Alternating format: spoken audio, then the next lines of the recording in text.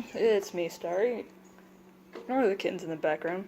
But I decided it's probably a good time to show you guys what's in the cage I've been pretty much putting together for the past couple of days, as well as what I decided to put inside of it. So, these are actually considered my first exotic pet, if you don't consider rats or mice exotic. And these I have seen classified as rats, but they're also considered exotic because they're not native to this general area. They actually come from Africa. So, this little girl right here, she doesn't have a name yet, but her and her two sisters in the little purple globe right there are African sofa rats. They're new to the snake feeding craze, I guess you could say. They grow to be about the size of gerbils, and they actually produce a lot less smell than normal rats or mice, which means it's easier to keep their cage clean, but you do have to clean their cage more often. I actually don't have enough substrate in here right now, because these guys actually love to dig, which is why I chose to pick a cage that had such a deep plastic base, so that I could add more in when the time comes.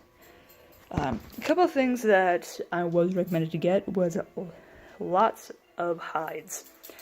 Pretty much hides are necessary, and I chose one hide for each girl. They're actually all hiding right now. Oh, no, there's one. Another thing I was told to get a lot of were chews. Specifically wood blocks and cuttle bones, which are what Boo is messing with right now and what's hanging up right here. They're actually the bones of cuttlefish, which I didn't know what the names of these were until I started researching soft rats, and it is very weird. But I've only named one of them so far. Let's see if I can get her to come out. They're still pretty nervous right now, and they're also not tamed yet, or quote-unquote tamed. So it's this tiny little girl right here. Yeah, she's super friendly. And super soft too. Her name is Sweet Pea, and she actually has probably just been weaned because of how tiny she is. She still has the baby wobble too, which is so cute. Hang on, let me put the camera in here so you actually see her without the bars getting in the way. There we go. Okay, let's see. Yep, this girl, she is more developed than the other two are. I think she was a litter before the other two. But yeah, Sweet Pea is super tiny. This is really difficult too, by the way. Hi! So one of the catches about having... Come on, shot babies. Come on, Sweet Pea, you have to move. One of the drawbacks to having African sofa rats is they are nippers. You can kind of see she's getting defensive. Which is kind of funny, because Boo doesn't care. She just wants to explore the new home. This is still neutral territory to all of them. So they're still... Hi! So they're still getting used to exploring and all that stuff. So, here, come here, Boo. Move for me, girl. There you go. Come on. Scoot over. Scoot over. Yeah, I don't think her big sister liked that too much. There we go. So we need to do it this way. You guys probably can't see what I'm doing. This is very difficult. But, yep. These are the critters I've been preparing to get for a little while now. I wanted to do some research on them. And they're actually pretty cool little creatures. They're actually considered a pest in Africa.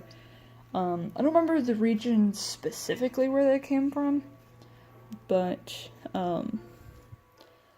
they are bred here for snake food because if you have a snake that won't eat or is picky, these guys are like candy to them.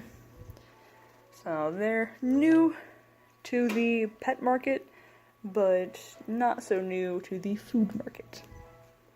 And Eep is up there with Jack, just eating away at the seeds. So, African softfur diet is actually pretty interesting. They can eat dog food is recommended, as well as mouse food, fresh fruit, vegetables, and wild birdseed, which I have pet birdseed right here in stick form, and I actually have a, it's called a birder's blend. Pretty much, it's used for bird watching, so it has lots of different types of seeds, so for them to pick through. You can actually see Cinnabon right there. Jack, get down. Hey, get down. Don't sass me. Yeah, Eep is actually a little bit more comfortable with me now. As she walks away. Anywho. So, their diet's actually has a wide variety of options you can pick from. I actually have, oh my gosh, it's a Walmart cage, so it has some flaws. Like that. It's a big old gap. It's a big old gap. Anyway, I actually have fresh vegetables and fruit in the fridge I cut up for when I fed the critters. Yeah. These boys are actually ready to move out soon. Ow. Thank you. That didn't feel good. No. Yeah. Percy doesn't get the concept of licking and not nipping. He's a special boy. Anyway, these guys are actually ready to go to be murdered, the boys. That's why they're out here and not over there. Ignore the mess. But these guys are pretty dang cute. If I remember correctly, their color is what most people would consider albino, but it's more of a, in rat terms, are more of a champagne color. And their eyes are actually red. And yeah, from what I can see of their markings right now, Boo's already chewing. From what I can see right now, they have the classic forehead diamond as well as striped cheeks, which is very common for African softfurs. Pretty much the only uncommon thing for them right now is that they're champagne colored and not the normal black or brown. I'm trying to think of other things that I can tell you guys right now, not in text form. Millie just laid herself out in the washing machine. Oh boy. Oh yeah. So the reason why I have both the softfurs and the mice in here is because when the breeder said he's trying to pretty much mellow them out personality-wise, he said that he noticed when he put the mice in the same cage as his softfurs, the softfurs pretty much started to pick up the calmness of the mice. Just something I'm testing out. But what he did was boy mice with girl softfurs, and so it's gonna be an adventure seeing how two female groups are going to do. But so far, the only issue I've had with them is them getting spooked, which usually just consists of Boo pretty much living up to her namesake, walking up to them, sneezing, and they get scared. But they've pretty much been hanging around this corner, which doesn't surprise me because it is the darkest corner, and these guys love to hide, which is why they burrow and things like that. And hi, Beto. She loves those seats. She has not moved from up there. Not sure if it's because she's scared or what, but she got up there, so I assume she can get down. And another really cool, interesting fact about suffers is they like dog treats.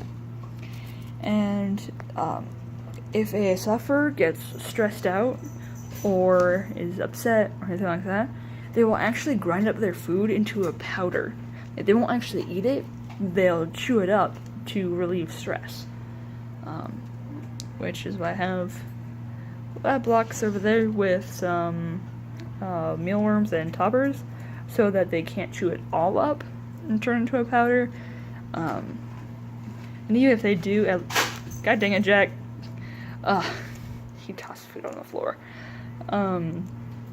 The mice will probably go up after them or behind them and eat whatever they try to chew up and grind up but couldn't. So that's why I have more of the seeds and the toppers than anything else.